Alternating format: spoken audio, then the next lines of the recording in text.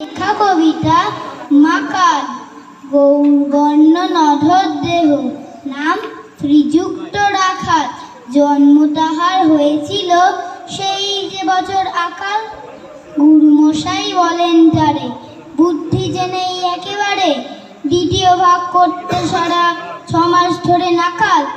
রেগে রেগে বলেন, বাদর নাম দিনু তোর মাকাল।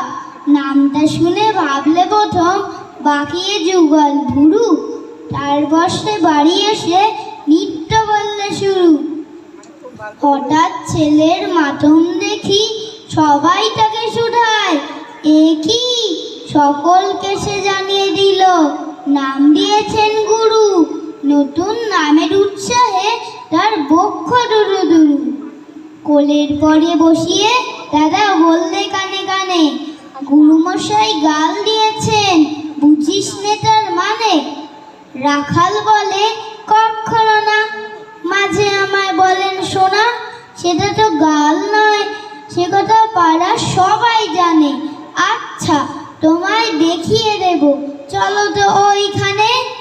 টেনে নিয়ে গেল তাকে পুকুর পাড়ের কাছে।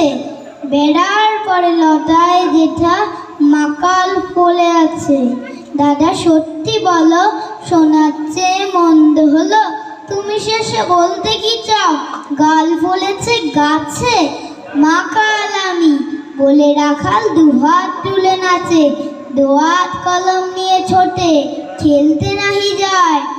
লেখাপড়ায় মন দেখে মা অবাক হয়ে যায়।